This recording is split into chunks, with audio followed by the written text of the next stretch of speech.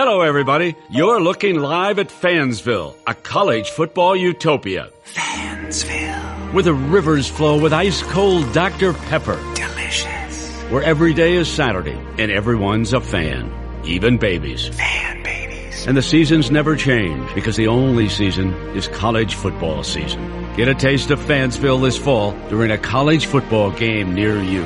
Dr. Pepper, the official drink of Fansville. Grab some today. All right, we got a lot of good stuff today. But before we get to any of it, Billy, did I hear you say that a Reese's peanut butter cup is not a candy bar? It's not. It's candy. It's not a candy bar. It's not a bar. I mean, it's two peanut butter cups. I can't even look at you. Roy? It's a peanut butter cup, Chris. It's not a candy Wait, you're bar. with Billy? Yes, absolutely. A Reese's peanut butter cup is a candy bar. Where is it sold in the store? If I want to get a Reese's peanut butter cup, where am I going in the store? It's with the gum. Is it gum? It is not with the gum. It's with the Snickers. It's with the Twix. It's with the Milky Ways. It says it on the label, Chris. Peanut butter cup. It doesn't say candy So bar. it's a cup? It's a cup. It's a peanut butter cup. Can you put a drink in it? You put peanut butter in it. No, you put... That's you're calling it a cup. Yes. Cup of peanut butter. That's what it's labeled. No one's with me in this? Allison's with you. I'm with you. Thank you. But you need to come next to a microphone, though. Well, I'm with them. Let's just come over and then you No, can she defend echoes what it. I say. She echoes what I say. Okay. I'm just an observer here. I'm willing to be swayed. I've held a protest, a silent protest, because I don't want people to feel less than, but I generally don't like to call chocolates candy. Anything that has chocolate in it, I call it chocolate. I distinguish chocolates from candy. However, I'm not married to this position, and I can be swayed. No, I agree with you because chocolate has many uses. You can use it in baking. It doesn't necessarily has to be labeled candy. Both wrong, because in the definition of candy, it's a sweet food made with sugar or syrup combined with fruit, chocolate, or nuts. So chocolate's definitely candy. That's an excellent point, and I may be starting to get swayed a little bit. Billy, do you have a counterpoint? No, it's candy. Like Snickers has chocolate, it's candy. Reese's has chocolate, it's candy. Milky Way has chocolate, it's candy. Three Musketeers is candy. It's not candy just because it has chocolate in it. No, I'm on the fence with this because I believe it has many uses, but yes, it can be labeled as candy. Allison? Yeah.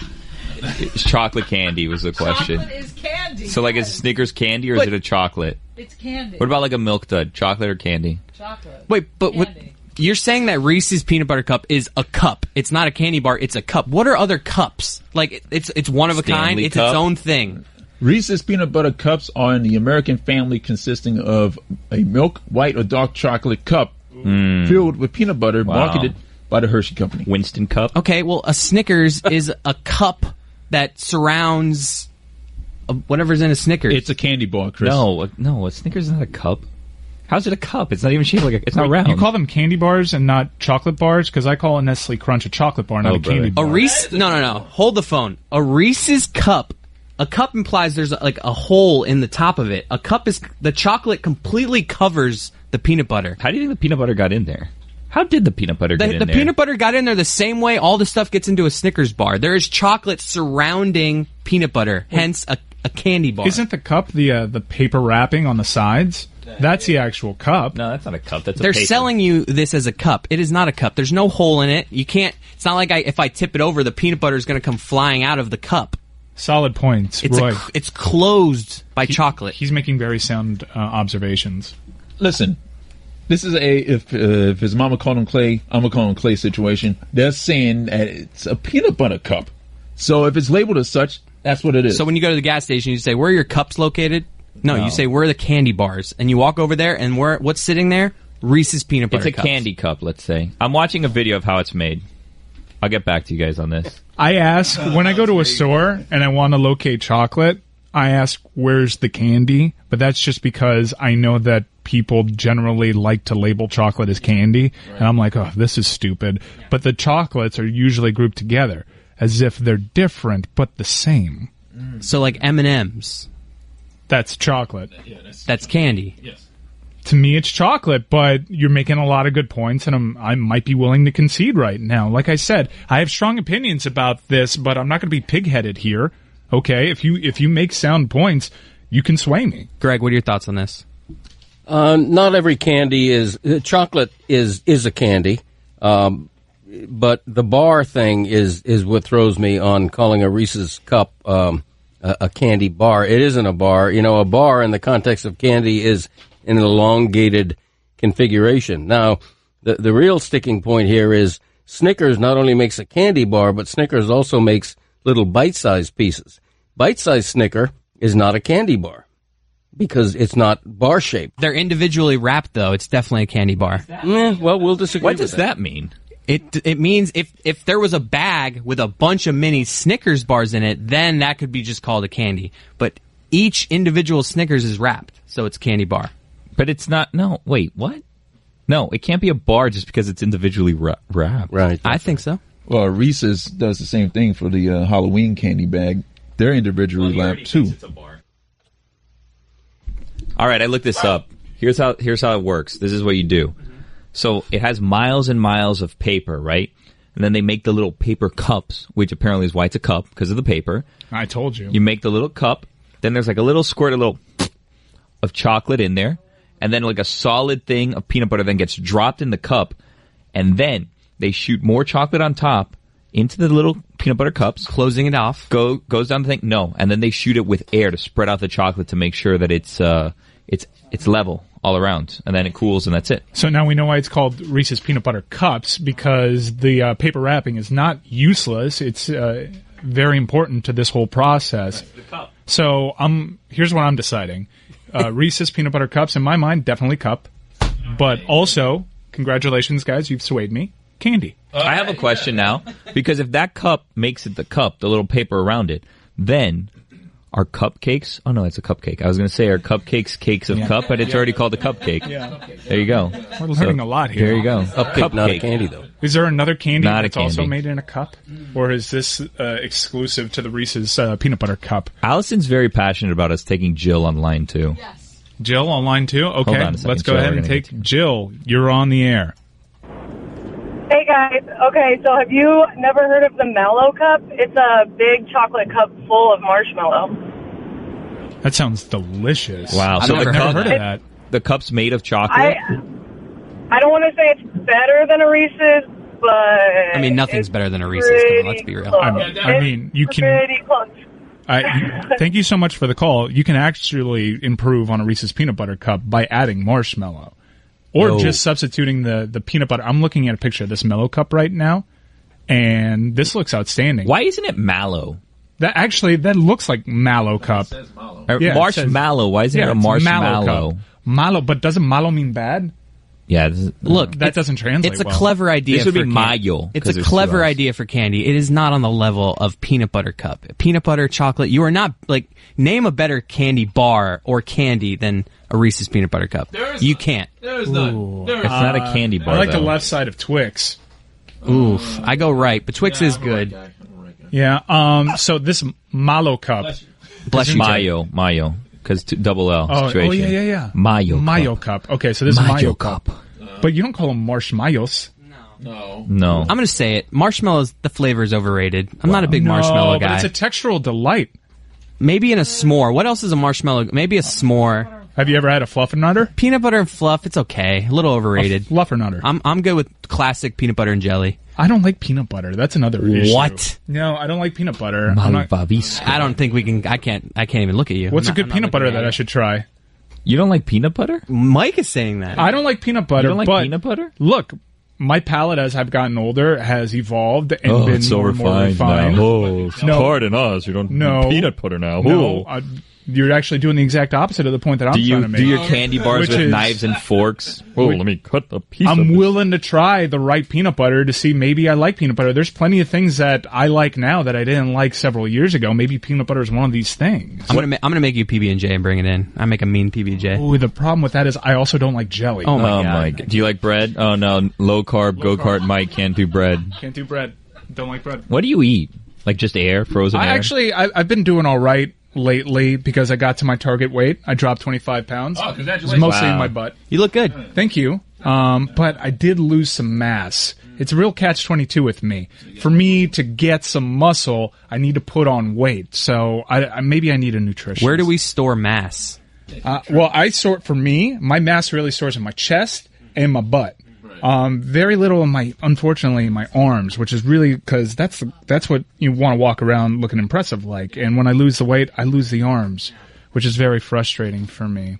But I have sort of dialed back. Now I do the intermittent fast, and what is that? Basically, I only eat one meal a day. Every day? No, I have like a little snack here, a little snack there, like cheeses. That doesn't seem healthy. Like cheeses. No, it's probably not. But in the meantime, it's really working. I went to Samurai last night, and I had a wonderful time. That's right. You just reminded me. You went to Hibachi last night. Yeah, I went to a hibachi. Did you go double yum yum? No, man. Look, they give you two options for a reason.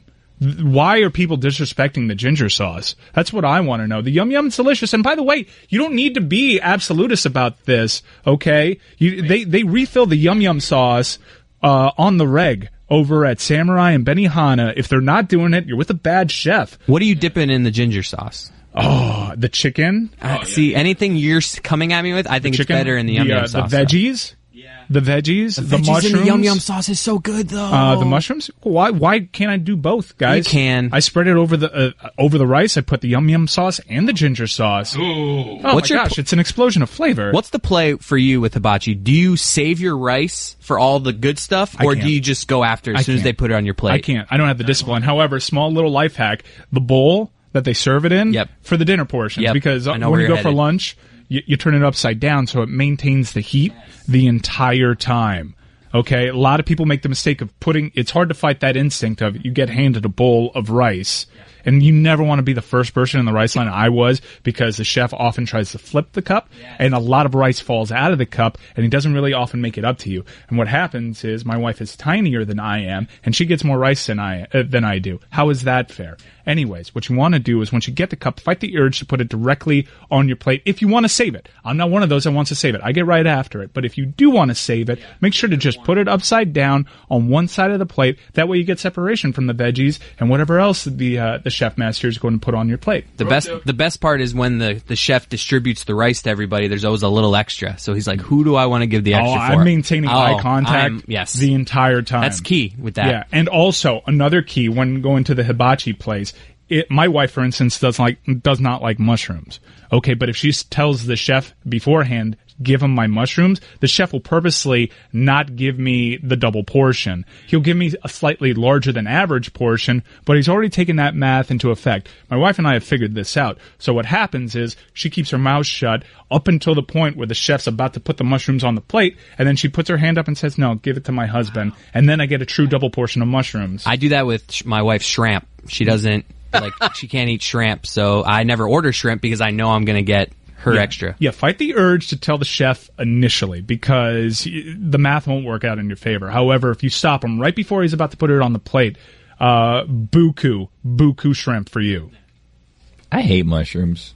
Whoa, I love them. I used to not like them when I was younger. I like them though. But your palate has been refined over the years. Yeah, you eat mushrooms with a knife and fork. Dude, I got to saute up some mushrooms for you. I guarantee you'll like them. I guarantee I won't eat them. Greg, are you okay? Yeah, I am. Thank you. What are your thoughts on? You like a good hibachi restaurant? I do, and I love mushrooms as well. Ginger, by the way, ginger sauce makes a fantastic salad dressing. Oh, absolutely. Yeah. The salad dressing at the Benihanas and the Samurais down here locally. Samurai is not a chain. It's like I think it's a standalone. I think it's the only Samurai, but it's in the Falls area, and it's an iconic joint. I prefer the Samurai over Benihana. That's just my deal. Do you guys like that sticky rice? I don't like rice that's sticky. I like each individual grain of rice. Like if I wanted to separate it to be its own rice. I don't like sticky rice. I'm okay with sticky rice. No, I'm with Billy. I like sticky rice with the sushi. I think that's what it really exists for. Ooh, Greg, I have a question for you. Yeah. This is not really related to anything, sort of. So, you know how I like each individual grain of rice? Yeah. When I was younger, I would go to Denny's with my family, especially around this time of the year, start of school. And when we'd get the corn, my dad would have us set up where kids were sitting, where our friends were sitting with individual, pieces of corn. So we'd set up like the whole classroom of corn on the table, and we'd explain like where I'm sitting, where's the teacher, where's this friend, where's that friend. Did you guys ever do anything like that? No, I have to say I haven't. It sounds like an interesting idea.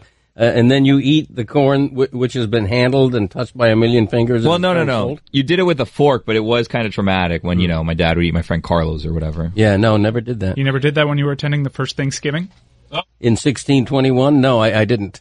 Who gets corn at Denny's? Support for the Dan Le Batard Show podcast comes from our friends at Rocket Mortgage by Quicken Loans. Let's talk about buying a home for a minute. Because of rising interest rates, there's a lot of unpredictability when it comes to buying a home these days. It's causing a lot of anxiety and stress for a lot of people. Well, our friends at Quicken Loans are doing something about that. They're calling it the power buying process. Here's how it works. Quicken Loans will verify your income, your assets, and credit in less than 24 hours to give you a verified approval. That gives you the strength of a cash buyer.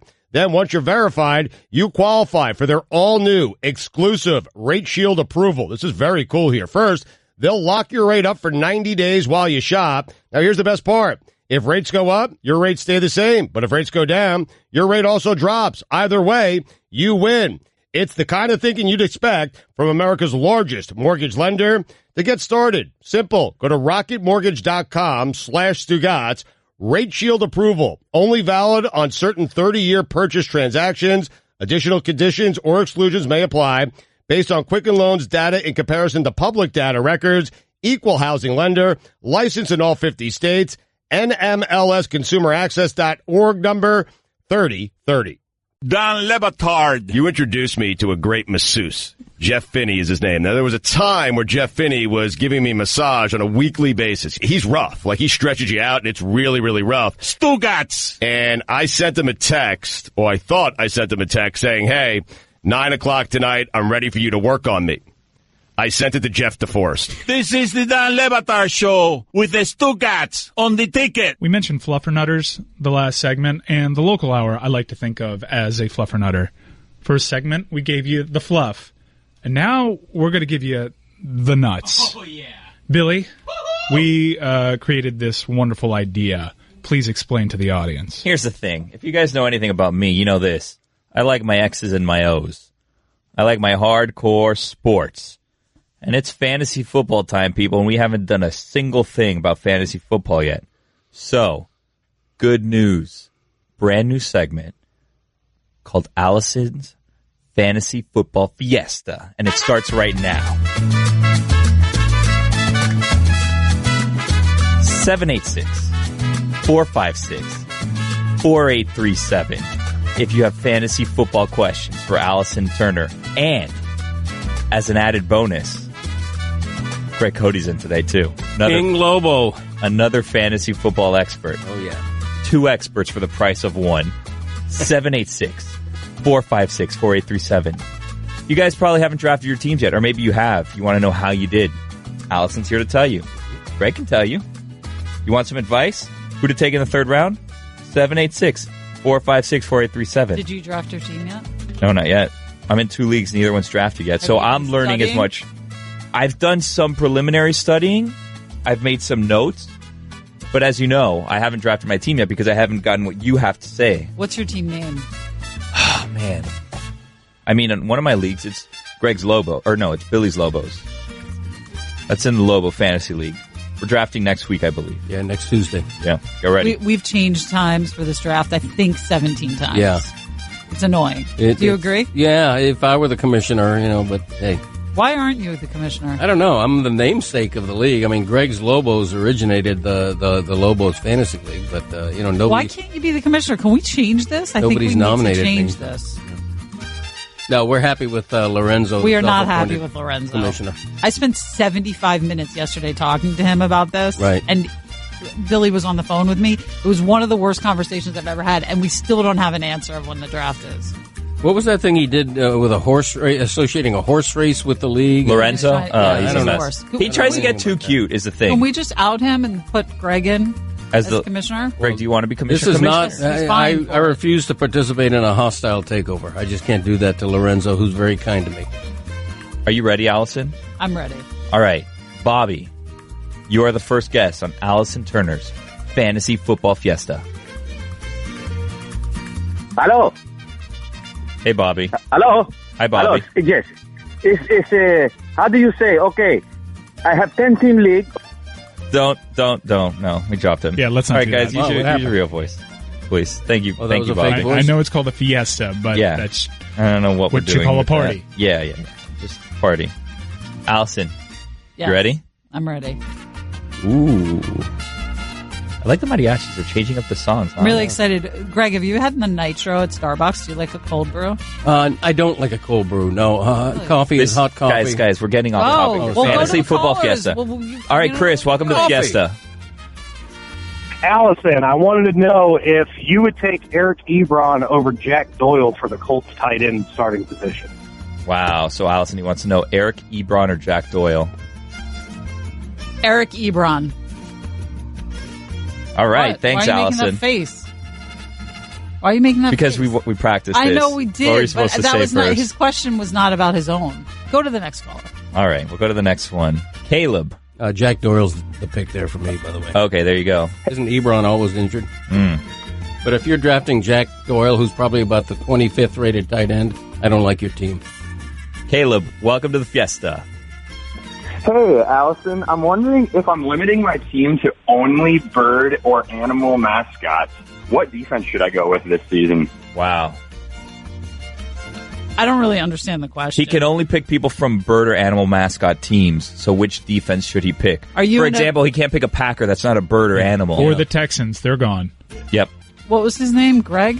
Caleb. Caleb, Yeah. are you in a PPR or non-PPR? Caleb's Caleb's gone. Sorry. Let's But just how does assume that it's affect PPR. defense? Let's just assume it's PPR. Can I nominate an answer? Sure. Ravens. Ravens. There you go. Bird. They're pretty Allyson. good again. They're not Ed Reed and Ray Lewis era good, but they're pretty good again. So it's supposed to give him a defense? Yeah, from a to take? bird or animal team only. Because he get his league, you can only select bird or animal teams It's and really players. stupid. It's I'm the sorry. rules. It's fantasy. Sorry, it's bird or animal. Isn't Yeah. bird an animal? And we're assuming PPR. Wait, is bird an animal? Yeah, bird's an animal. It's bird or animal. Bird or animals. That doesn't make sense. I guess fish can also make and mammals. Yeah. Dolphins. What's your number one ranked defense? And if that's a bird or animal, then you're good. Yeah, exactly. I'm going to go Eagles. All right, Eagles. It's a bird. Bird. That is a good There answer. you go, Perfect. Caleb. You're welcome, Caleb. Rams, another good answer. Thank you for coming to the Fiesta, Caleb. Ooh, Tim's got a good question. Tim, welcome to the Fiesta. Oh, hey, guys. Hi, Tim. What's happening? Who should I get with my first pick overall, regular league, not PPR? You should take Todd Gurley. Wow. Good suggestion. We should have asked him what pick he had. Well, you said Is that first. what changed it? First. You said First overall? Okay. Yeah. Great. All right, Jesse, welcome to the Fiesta. I don't disagree. I think a lot of people might say Le'Veon Bell, who I think is the top-ranked guy in ESPN's PPR Top 300, but I personally would take Todd Gurley. Greg's Lobos rode the Gurley men a long way last season. Did you win last season? I did not win the league title, but we certainly were contending, that kind of thing. Who won this league last year? Allyson won the league last year. That's why she's our fantasy football expert and host of the Fantasy Football Fiesta. Jesse. Did you remember that you won? And who do you think is going to have a breakout season at tight end this year? Wow, Ooh, Allyson. Breakout that's season a at tight end this good year. Question. I know. I like Jack Doyle. Wow, breakout year for Jack Doyle. Breakout year. It's surprising that you like Jack Doyle so much, considering you struggled so much on the Ebron Jack Doyle question earlier. Yeah, and you chose Ebron. Jack Doyle. 786-456-4837 if you want to join the Fiesta. Can I say one thing about tight ends? You can say anything you want. The breakout tight end is Jimmy Graham because he's going to be Aaron Rodgers' pet. Jimmy Graham has a chance to put up Gronk-type numbers this season. But he can't be a breakout tight end if he's Jimmy Graham, who might be a borderline Hall of Famer when his career is all said and done. But Jimmy Graham is not one of the top 5 rated tight ends. But other than Gronk... Well, then that's a sleeper, not a breakout. Okay, sleeper. Allison has been roaming the halls here in the studio yelling about how Trey Burton in that new Chicago offense, which borrows much of its philosophy from the Kansas City Chiefs, are going to use Trey Burton the way Travis Kelce was utilized. She hasn't been shutting up about it. I haven't stopped talking about it. Yeah, let's not get into that again. I mean, it's been ad nauseum with this guy with you. All right, Mario, welcome to the Fiesta. Mario? Oh, hey. Hey, welcome to the Fiesta. Sorry, Greg Cote and Allyson. I was curious, what players are you not going to pick this year? Who do you want to stay away from? Wow. At any point or just early on? Any point, whatever they suggest. I want to stay away from Tyrod Taylor. Wow. Allison's very staying away passionate from about Tyrod this. Taylor. I look for injury history, and I'm very wary when it comes to that. I also wonder, like, I know everybody's into Saquon Barkley from the Giants, but, you know, when you have Beckham healthy, I still think that's going to be a passing offense, so I wonder about Barkley as a real high pick. Greg Cote is known to always draft Greg Jennings, by the way, even after he's retired. Wow. Yes, that's true. And I also draft Devonta Freeman every year. Unless Billy pulls the rug out from under me and takes him instead. You can have him this year. Andy, welcome to the Fiesta. Hey, guys. Hey, Allyson. What's your 12th round steal? Ooh, Allyson, Andy, he's looking for a 12th Andy, are you in a round PPR, steal in the draft. non-PPR league? We're in a 2-point per reception league. Wow. Very exciting. How many players in the league? Very exciting. PPR. So 12th round pick for Andy. 12th round pick, I'm going John Ross, wide receiver out of Cincinnati. I love that. That is my big dress rehearsal. Yes. Wow. That's why she won the league last year. Greg, who would you take in the 12th round? How many teams are in the You league? said, Let's just say 12. Who knows? Yeah, I assume 12. 10 or 12. Yeah. Okay, that's kicker territory for me. Yeah? I might put a saddle on Dan Bailey of the Cowboys. Wow. Greg's that guy, too. Takes defenses and kickers. As soon as he fills out all the rest of his starters, he's taking kickers It's and the defenses. 12th round. That's where championships are won. Yeah, and while you're picking a kicker, Allison's taking John Ross. Johnny He's Ross. catching 80-yard bombs in the preseason. Hey, in the PFPI Fantasy League last year, my brother picked a backup quarterback in the 4th round, so get off me. Wow. How did he do? Not well. Oh. Cody, welcome to the Fiesta. Hey guys. Hey, Allyson, question. Is Dez Bryant worth the draft and stash? Is it worth the roster spot? Or is it not worth it at all? Are you in a PPR league or non-PPR? No, non-PPR. Non-PPR, I would say he's worth the stash. Wow. Where would you take him? What round would you take him? 15? I would take him... 14? Would you take him ahead of Johnny Ross? No. No. All right, Johnny Ross is first. Greg, would you stash? I think he is the highest ranked free agent, but I'd be very wary. I might take him as a late throwaway pick, but even if he signs with somebody, I don't see him being anybody's number one receiver at this point. Wow. Alfredo, welcome to the Fiesta. Hey, guys. Hi, Allyson. I had a question about league fees. I have a guy that never pays me on time. How do I get him to pay me? Thanks. Are you in a PPR league or non-PPR league? Most important. And second great of all, question. the guy shouldn't be It's a half PPR. Half okay, PPR. he's got to pay up front or he's out. Oh, thank you, Allison. Greg? Yes, pay up front should be absolutely mandatory. Justin, welcome to the Fiesta. Allyson, I've got the Snake Eyes pick, 12 and 13, regular non-PPR league. What should my draft strategy be with these two picks? Just take the best players available. Wow, best available. So 12 and 13. Don't worry about position. Okay, Greg, what would you do with the 12th and 13th pick? There's some great talent there. Obviously, in a non-PPR league, you're not worried about a one-dimensional running back. I might go with a Dalvin Cook if he's still around. All right, Scott, welcome to Allyson Turner's Fantasy Football Fiesta. Hey, Allyson, how you doing? I'm basically asking you what you think, which team is going to make the first dumbest pick where the rest of all the other teams in the league start laughing at the person? PPR league or non-PPR league? Whatever league your guys is set up for your guys' draft and specifically. Oh, so you're asking who in our league would make the dumbest pick? Well, yeah, what would make the dumbest pick that the rest of the teams in your league would laugh at whoever that person was? Who's most likely to do that? That's Billy. All right, thank you, Scott, for Were calling. you upset about that? I mean, that's Kyle, welcome to the Fiesta. All right, Allyson, who you got? Jared Goff or Jimmy Garoppolo? Wow, Goff or Graps? For you, PPR or non-PPR? Let's go PPR or whatever you got. Goff. Goff. Wow. Wow. I think Goff's the safer pick, so I would go with him, yeah. Garoppolo, there's so much hype around him. I don't know. Too much hype. Too much hype. Way too much hype. Matt, welcome to the Fiesta.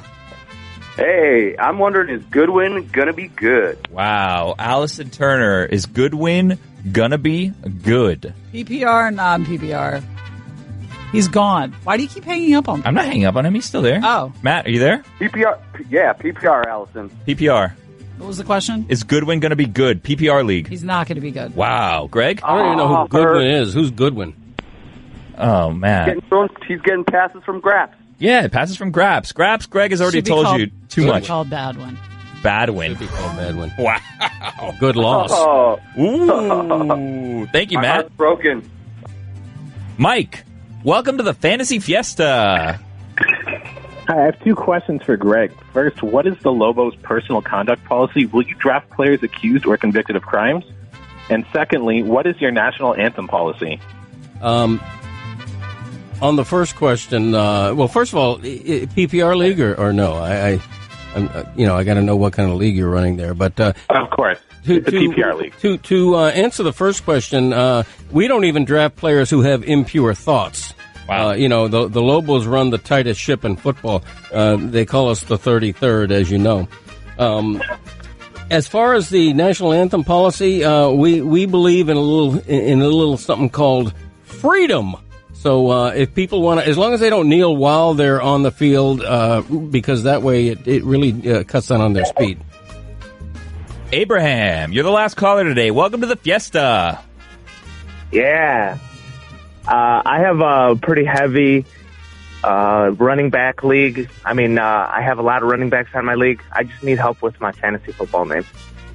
Wow, Allyson. Oh, PPR, non-PPR. Oh, it's definitely a non-PPR. So you need help with your name? What is... Abraham. That's my name. Let's go with Abraham. Just Sounds Abraham? Like yeah, Abraham. Not Abraham's team or just Abraham? Abe. Abe. The Abes. The Abes. I like it. Abe's Lobos. Abe's Lobos. I like it. Every league should have at least one Lobos. All right, we'll clear out the dance floor. That's the end of the Fantasy Fiesta. Computer, execute 12.4p operation. Optimizing algorithm. Running encryption packet alpha 990. Oh, I don't feel so good. What is it, computer? Is it hot in here? It feels hot in here. I feel a little clammy. I should lie down or something. A computer with a virus? Surprising. What's not surprising? How much you could save by switching to Geico. Those oysters Rockefeller were a mistake. Geico. 15 minutes could save you 15% or more. Don Le Batard. Dan, shut the bleep up, you fat cow, smelly pig, fat-faced lard. Move back to Cuba. That seems excessive. You never lived in Cuba. That's true. Stugotz. Yeah, I was born in Jersey City, actually. Really? God help me. Yeah, I was there for the first couple of years of my life. It's your dirty, dark secret that you are what you hate. Yeah. Well, now, wait a minute. That's not fair.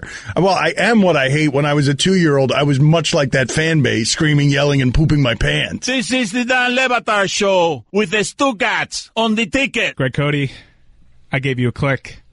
Did you? I gave you a click this morning. Thank you. I was so into your story. Oh, great. Thanks. Because you are echoing something I've been shouting in my house ever since the end of the Orange Bowl, and that's that Canes will rise. And this year, the Canes are going to rise. They are controlling South Florida sports this season. Yeah, I was very impressed by the preseason poll that had them number 8. That shows a lot of faith in Mark Richt and where he's taking this program, considering the way last season ended with 3 consecutive losses. Mike, I have to warn you, though, every year, Cody is, in the history of this market, the biggest homer columnist we've ever had. Like every year before the season starts, somebody's going to surprise some people. So this is not the ally that you want, Greg Cote writing articles about the Canes being good. But here's what's different. It's been a decade plus since the Canes have been preseason ranked top 10. 2004. And Greg's bound to be right. Eventually you'll get this right. I didn't think so with that whole tumor situation. I thought he wasn't going to be around with us to be right. Right. That's why I'm getting in all my optimistic opinions while I can, because you never know. Are you not embarrassed by what a homer columnist you've been your entire life here in South Florida? Because it's embarrassing. No, because there are so many exceptions to that rule. I've been very tough on what Jeter has done to the Marlins and in certain other circumstances where that you can't remember because there are no others. No, I've burned some bridges. He traded Marino. I did trade Marino, and then he got scarred from that. And never wrote a biting thing again. No, that's not true at all. But in this case, part of it is that the Dolphins are in about their 15th year in a row of being boring. and the Heat post LeBron, post Big Three, Dwayne Wade retiring probably after one more season. There's just an opening for another team to step up, and man, it is football. I mean, they're exciting. You couldn't have been at Hard Rock Stadium during those two back-to-back primetime games against Virginia Tech and Notre Dame last season without being impressed by the turnaround. Now, the entire season is just about sold out. I think they're right around 500 remaining season tickets left. So it's catching fire, football. And another point I make in my column is that when was winning 5 championships in a 19-year span between 83 and 01, the Dolphins were also very good in that era. In those 19 seasons, the Dolphins only had one losing season. It was the prime of Dan Marino. Shula was still on the white horse, and they were exciting, high-scoring Dolphin teams. Now, with the Dolphins totally out of it, at least for the time being, it's a free, clear field for the Hurricanes. The entire atmosphere around this program is so different than the golden years, where you were trying to talk yourself into something clicking. High school coaches in this area are back to respecting the U. The U has healed all the relationships that Al Golden kind of ruined by sort of ignoring the state of Miami. The state of Miami is back to being the main recruiting base of this program, and the results will come. And this is an electrifying game to start a season that everybody's excited for. And I don't know if you heard this yesterday. Chris Cote helped put together a montage of Ed Orgeron talking, but now we've got some poison to this matchup. Execution, one team, one heartbeat, play for your brother. We put 11 men on the field and we fight like tigers. They're excited. I think they're hungry. I think they have a little chip on their shoulder. And they'll be excited to play the Miami Hurricanes, I promise you that. We're going to be physical. It's in our DNA. That's why you come to LSU. But we do want to be 50-50. We want to spread the ball around and throw it. But when we run the football, we want to be physical as we can be. We know that they're going to come after us. They're going to be very aggressive. We're going to be ready for it. Do y'all have your own turnover chain? Nope. We've gone over about 3 different game plans on Miami because of the knowledge and the expertise of our analysts. AT&T Stadium, Dallas, Texas. I know our fans are going to be excited. Take over that stadium and turn it into Death Valley. He is talking trash. Coach speak trash. It's a straight-up wrestling promo at the end. He says at the a date Omni in Atlanta. Yeah, yes. He says a date in the venue. Get your money. They're going to turn it into Death Valley. They have 3 analysts at LSU. Ed Orgeron is overseeing analysts is my main takeaway. You cannot lose to that ape. We're not going to lose to him. Please. I dare him to say it to my face. He doesn't have the guts. Coward, that guy. Please, bro. Get out of here with that. Get out of here with that weak stuff. Talking that. That's because there's no canes in his face. We got some canes over here, all right? We got some canes over here. I dare him to say that when we're in town. I dare him to say that we're in town. 3 analysts. You know what he's overseeing? 3 L's. That's what he's overseeing. We got some canes over here. It might be the best character in the history of the show. I think so. He cannot appear enough during this University of Miami football season. You are absolutely, literally the voice for Canes fans with that guy. What is that character's name? I think it should just be called West 32. You guys don't think it should be Laz? No, it's got to be Laz. There's a Laz already. No.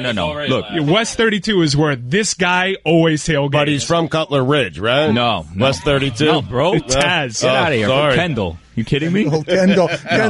My name's Jose. People call me Pepe, but my friends call me People. So, you can call me People if you want. That is a whole subculture down here that the national audience has it is. Well, they're going to learn. They're going to learn because it's going to be a long season. You know who's not going to stay quiet? People's not going to stay quiet. That's right. It's a you thing. People, you going to Dallas? Hell yeah, I'm going to Dallas.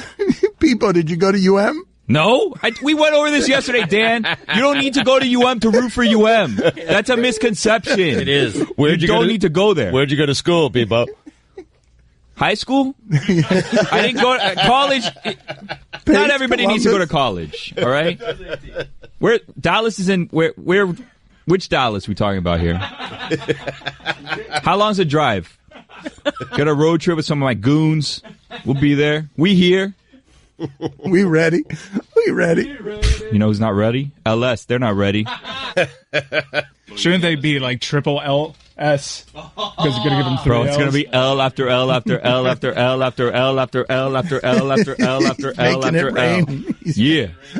Mike, how good is LSU here? Is it the same LSU team as always? They have no offense. They've got a giant running back who's 30 years old, and their defense is really athletic. All right, so I've been poring over Bayou Bengal podcast, and I was a little cocky in saying that I think the Canes win this by multiple touchdowns. I mean, LSU is going to have as many athletes on the field as Miami does. This correct? is an incredible defense. They got first rounders at linebacker. Greedy Williams is an incredible corner. You're going to have to pick on the other corner, and you're going to have to hope that Malik Rozier has developed the way that they're talking about him developing in camp, which is my main issue with Malik Rozier. It wasn't even how cavalier he could be with the ball. It's the 15-yard gains up the middle that we were all clapping about because this was a new dimension to the offense that we hadn't seen. Meanwhile, you watch a replay, and there's a receiver streaking wide open 40 yards down the field. You're not going to be able to run. Your quarterback and running game aren't going to do anything against LSU, right? You can't. You have to throw against them. It's the way their defense, the way to beat them. You're not going to gut them.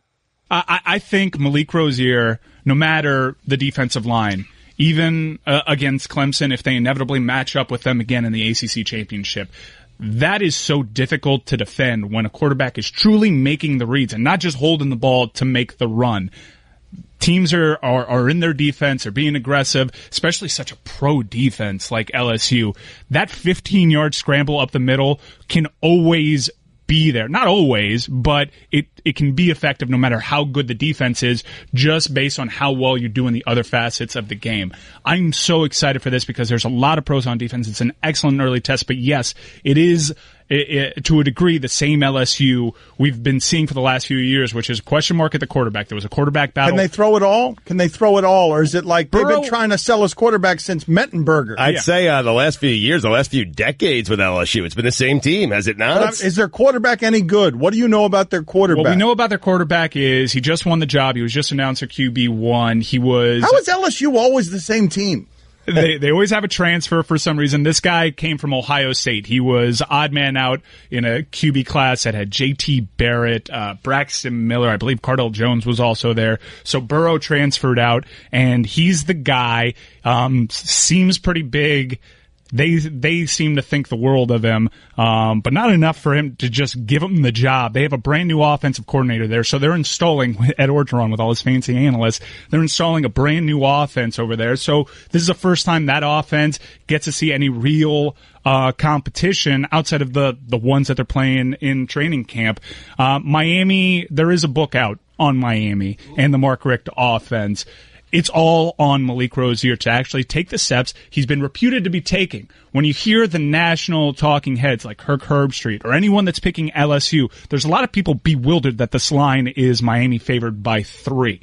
Okay? It is all on Malik Rozier developing within his second year of the offense. Sight unseen, I know that's risky because the last time you saw Malik Rozier, he was dropping disappointing performance after disappointing performance after What can this show do to support the University of Miami cause? Many years ago when I was at the University of Miami, I published Lou Holtz's phone number in the newspaper to get Lou Holtz upset. Can we now, with our new platform, all these years later, get Ed Orgeron on our show and ask him only questions that will get him in trouble and create public controversy for him so that we could be right behind the University of Miami by trying to cause some chaos? Bro, let's go jack his rims off his car. Let's take him. And his chromies. You remember chromies? Let's take his chromies. Bro, we could literally take his chromies, literally. You know what chromies are? You know what chromies are? You know what chromies are, Dan? Yes. Do you? Yes, I think I do. What do you think they are? I think they're the chrome rims, right? No. This guy thinks chromies are chrome rims, bro. Who is this guy? Chrome rims. Is it the bumper? No, bro. Chromies are little things that you put where you put in the air in the tire, but they're chrome. They're dope. Some of them have like 8 balls. Some of them are like alien heads. They're dope. You collect them. You take them, you jack them from people's cars and you collect them. I don't know what you do with them after. I have a jar full of them. I didn't do anything with them, but you jack them. Show them what's up. Good luck finding your rims tomorrow, Ed Orgeron. It's such a great character. I don't ever want him to leave it. Well, how do you know how does Stugotz know the character, though? He didn't go to high school. Because he knows dope people, Dan. He knows dope people. That's how he knows the character. Everybody knows dope people. Stugotz knows dope people. You don't. That's you. That's a you problem. It's a you thing. He's familiar because early in his radio career, he fielded calls from people. Yeah. That was preparation for her. That's that and a couple of Canes games at the Orange Bowl. I mean, that's all you need. Bro, me and Stewie go way back. I used to love his show on the weekends. I'm telling you, I literally listen to it every day on the weekends. Always the first caller.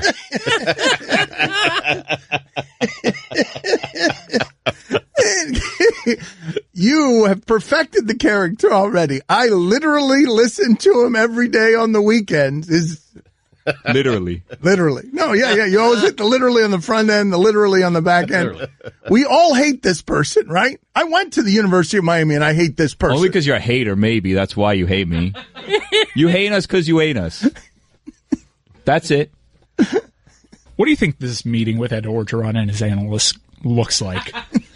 Crawfish. They're all eating crawfish and they're not using their hands. They're just using their faces. Analyst, if you could read a fish. Voice is so scary. It is. It's terrible. If you upstairs in your house and you heard a strange voice downstairs and it was his voice, you would call the cops, right? Not call the cops. I'm coming out with the pool cue, just yelling and screaming if this is in my house. AT&T Stadium. I know our fans will be excited. Take over that stadium and turn it. What is it? What is it? A swamp creature? Is it a human? That voice telling you welcome to Death Valley. Oh no! What? Bro, he's gonna have to take an Uber to Death Valley. He's gonna have any rims on his car, bro. When we're done with him, get ready, prepárate, bro. Get ready.